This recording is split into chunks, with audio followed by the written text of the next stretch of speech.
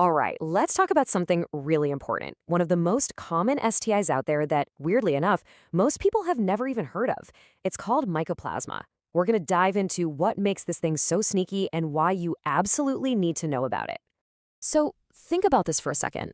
What if you had a sexually transmitted infection, but you felt totally fine? No symptoms, nothing. It's kind of a creepy thought, right? But that's exactly the deal with mycoplasma for a lot of people. And that's the big reason it can hide out, sometimes for a really long time, without anyone knowing. Okay, so what is this thing? Well, mycoplasmas are a group of bacteria, and the main one we're talking about here is a species called Mycoplasma genitalium. And this little guy is, well, it's not picky. It can cause infections in the urethra, your reproductive organs, the rectum, and yep, even the throat. It gets around, which is what makes it so easy to transmit. And this is where we get back to that whole silent thing. The symptoms can be so mild, you might just brush them off as, I don't know, something else entirely. Or, and this is the key part, you could have zero symptoms at all. You feel totally normal. This happens a lot, especially with women. Okay, let's break this down because it's really different for men and women. For guys, the signs can be a bit more obvious. Things like a mild burning sensation when you pee, or maybe some discharge. Some guys even notice the opening of their penis is red and kind of blocked in the morning.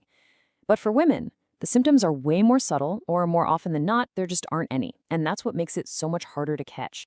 And you really have to remember, this isn't just about one type of sex. The bacteria can spread through oral sex, which can lead to a sore throat, basically pharyngitis, and it can also be transmitted through anal sex, causing pain and discharge in the rectum. It just goes to show how important it is to be safe across the board. Okay, so we've talked about the subtle symptoms, but what happens if it just sits there, untreated? Well, this is where things get serious, especially for women. This silent infection can quietly escalate into something called pelvic inflammatory disease, or PID. And honestly, this is the hidden danger we really need to talk about. So how does that even happen? Well, the bacteria are on the move. They don't just hang out in one spot. They can actually travel up from the vagina, through the cervix, and into the uterus. And they don't stop there. They can keep going, right into the fallopian tubes, and sometimes even spread to the lining of the pelvis or abdomen. It's this upward journey, this invasion, really, that is pelvic inflammatory disease. And a damage from that journey?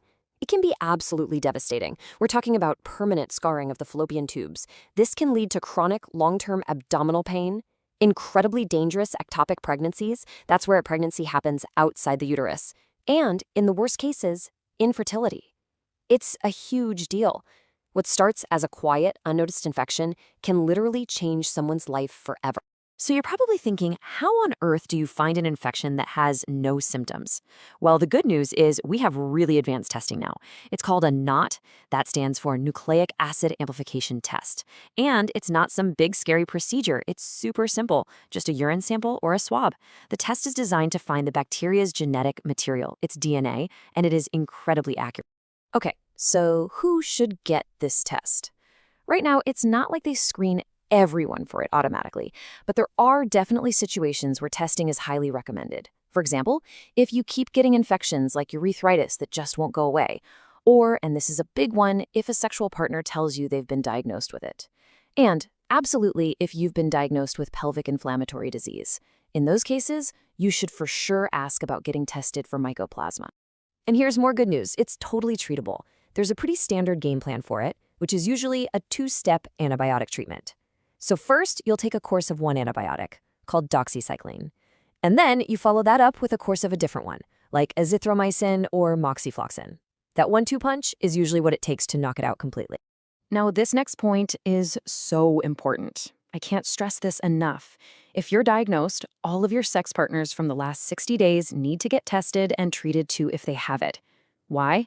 Because if they don't, you'll just get reinfected. It's this frustrating cycle of passing it back and forth. So treatment is really a team effort. So what's the bottom line here? How do you lower your risk? Honestly, it comes down to the basics of safer sex that you've probably heard before. Using condoms for oral, anal, and genital sex is a huge one. Reducing your number of sex partners helps too. And of course, if you do have any symptoms, get them checked out right away. And probably the biggest thing, just talking openly with your partners. Communication is everything. Which brings us to a final question, really. We all know about the big name STIs, But given how incredibly common mycoplasma is, and how sneaky and silent it can be, isn't it time we started talking about it too? Maybe it's time to add mycoplasma to our normal sexual health vocabulary. Something to think about. Thanks for tuning in.